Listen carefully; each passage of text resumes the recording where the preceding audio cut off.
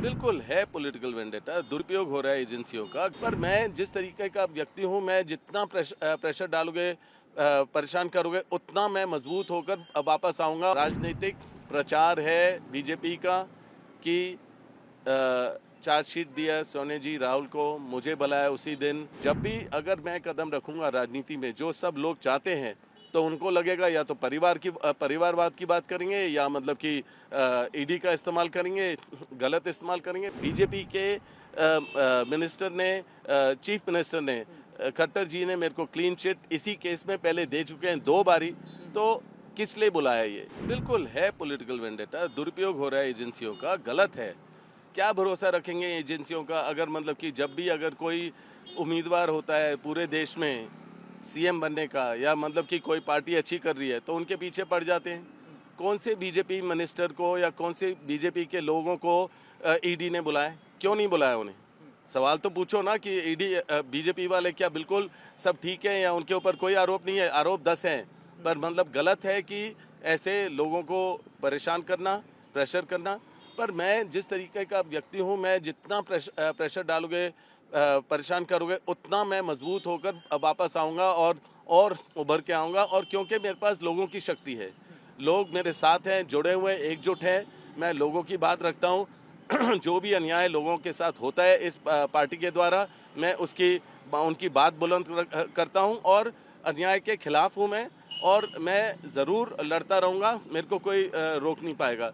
ये जो ईडी का जो ये समन है, ये सारा 2019 में बात हो चुकी है। जो भी सवाल थे पहले दे चुका हूँ। कोई बड़ी बात नहीं है, कोई नई बात नहीं है। और मैं किसी चीज़ से अवॉइड नहीं कर रहा हूँ, सारे सवाल के जवाब दे रहा हूँ। तो मैं तो बिल्कुल हर चीज़ स्पष्ट हो गया है। राजनीतिक प्रचार है बीजेपी का कि चार्जशीट दिया सोने जी राहुल को, मुझे बुलाया उसी दिन। तो ये दिखा रहे हैं मीडिया के द्वारा कि हम लोग कुछ गलत कर रहे हैं। ये कोई जनता जागरूक है, सब जानते हैं, सब समझते हैं। इन चीज़ों से कोई मतलब नहीं बनता है। इन चीज़ों से और हम मजबूत बनते हैं, और कुछ नहीं है। कोई इसका कुछ नतीजा नहीं निकलेगा, क्योंकि है ही नहीं कुछ। अगर ये फेक कुछ करना चाहेंगे, जो गलत करना चाहेंगे, दिखाना चाहेंगे, उससे मैं मतलब कि उसको मैं कंट्रोल नहीं कर पाऊंगा। पर असलियत कुछ भी नहीं है, असलियत में कुछ भी नहीं है उनके पास। सर, राजनीति में आप एक्टिव राजनीति में आने की आपकी बातें हो रही है, आपको लगता है कि इस वजह से ये चीज़ें?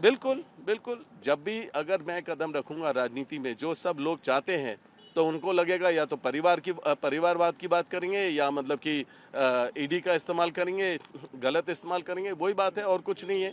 आप देखेंगे हालांकि 1 हफ्ते 10 दिन पहले जब मैंने अपने सोशल मीडिया के द्वारा अपने मैसेजेस दिए, जो माइनॉरिटीज़ के साथ अत्याचार हो रहा है उसके बारे में जिक्र की, तब से ये मेरे परेशानी शुरू हुआ है, और कोई बात नहीं है।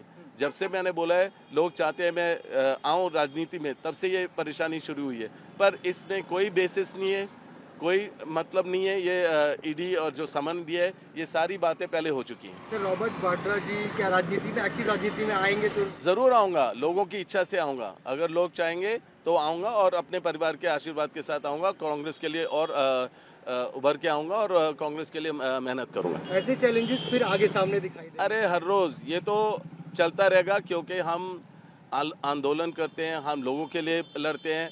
जो भी अन्याय हो रहा है उसके आगे खिलाफ हैं, और हम आगे लड़ते रहेंगे। तो ये चलता रहेगा।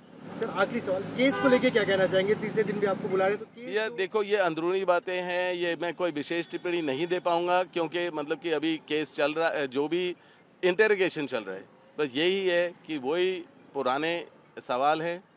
ये 2019 में दे चुका हूँ, कोई बेसिस नहीं है, कोई चीज़ गलत नहीं हुई है। मेरे को क्लीन चिट बीजेपी के मिनिस्टर ने, चीफ मिनिस्टर ने, खट्टर जी ने मेरे को क्लीन चिट इसी केस में पहले दे चुके हैं 2 बारी। तो किस लिए बुलाया ये, और उसी दिन चार्जशीट करना? तो ये बिल्कुल एक राजनीतिक प्रचार है बीजेपी का, और दुरुपयोग है ईडी का।